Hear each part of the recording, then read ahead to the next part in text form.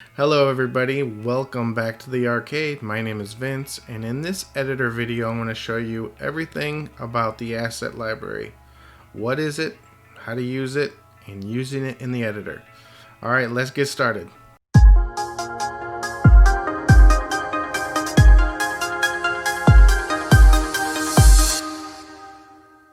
The first thing you want to do is fire up your modern browser and jump to arcade.com, and from there you're going to want to visit the assets page. Now the assets page has all the assets that are published on Arcade, and starting from the least complex to the most complex, these are going to be your audio files, your fonts, your textures, your meshes, your materials, your prefabs, and then scenes. So these first four are just raw materials. The materials are actually a collection of shaders, textures, and values. Prefabs is basically your high-level container for a prefabricated game-ready object. And then scenes are everything put together into one nice scene you can play. So let's jump in here and we'll click on one, for example, and then we'll show you how to use the asset preview. So that's a sound. That's another sound. Here's the alert sound. All right, let's jump to fonts. Here's your font.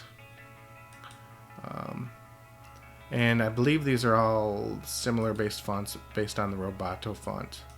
Alright, texture. Here is a texture. And you can rotate these items.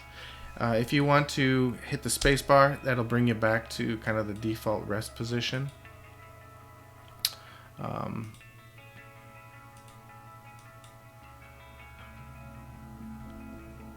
Jump into the very end. Okay, so here are some skyboxes.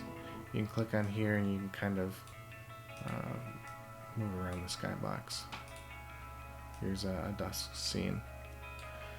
Alright, so meshes are just models without materials. And let's go to prefabs. So prefabs are, like I said, prefabricated objects, and they can have any number of items, models, textures, and this one, particle systems.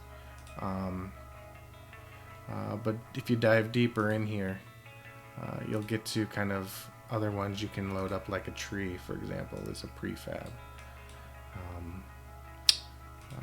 This ground texture is a prefab. And then finally the scenes. So you can load up a scene. Here's like the opening scene for Lander. And you can navigate the scene using WASD and using kind of your mouse to rotate the camera. Let's load up another scene.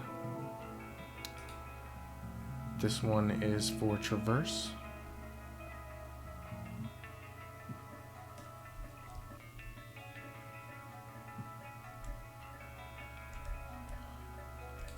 And this one, hopefully you recognize this one. This one is the arcade.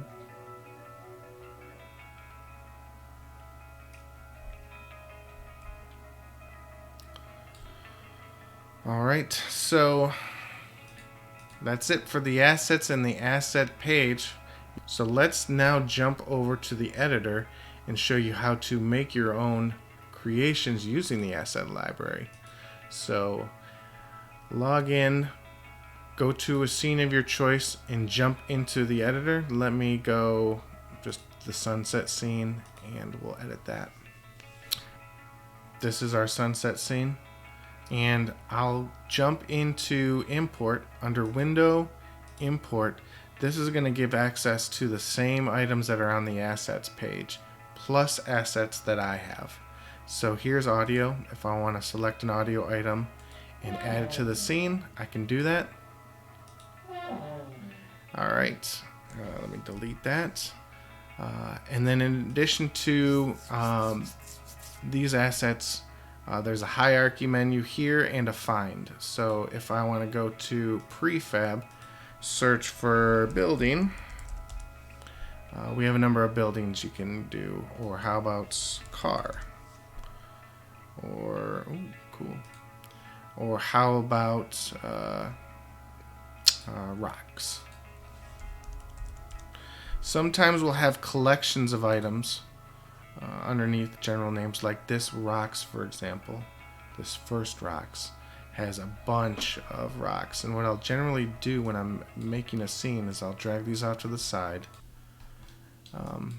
turn off post-processing and fog and skybox, and I'll just grab a la carte ones I want, bring them into the scene, and then at the end delete the root of everything. So in this example, I might grab this rock, right?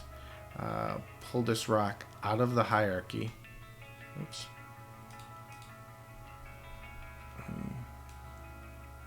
All right, and then turn this off. So now I got this rock here,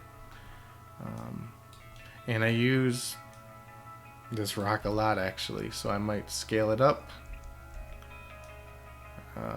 put it somewhere. And a lot of these assets are very versatile, right? So I use the asset, in its native state like this, but I also flip it over and I'll use it as a floating island. So you can import a font. If you do import a font, where are you, font? Oh, I might have to actually add some text so you see that. Hi there. Okay, next, you get it.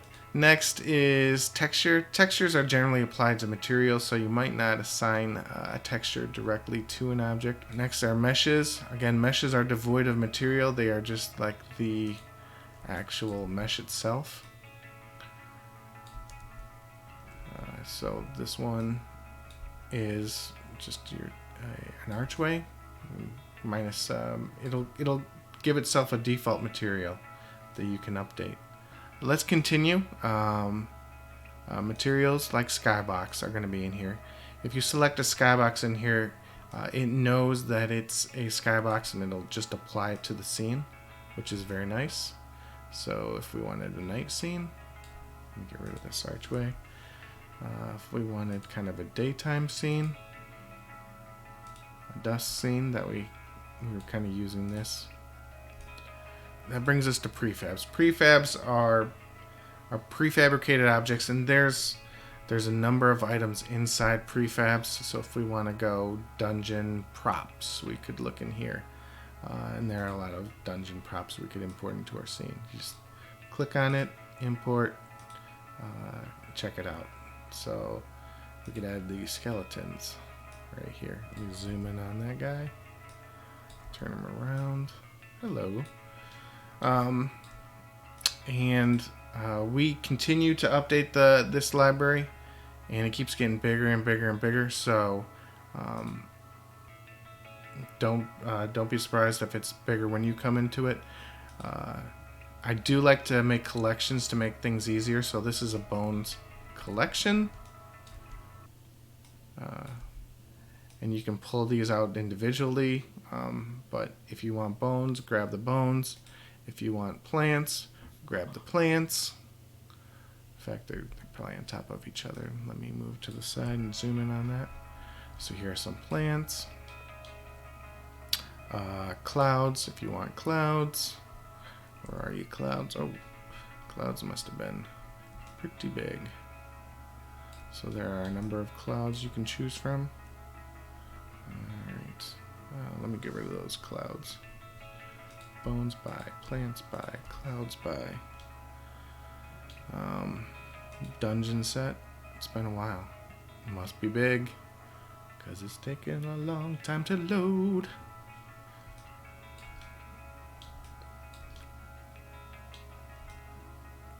Oh, I got the high there. Let me reload you. Oh, okay. Wonder if it was the textures making them big. Okay, so here is a dungeon set. You want to piece together a dungeon. Get rid of that guy, get rid of that guy. Bye, dungeon. Okay, so wood. If you want to build some wood items, I usually will build my bridges with these two pieces, with the support piece here.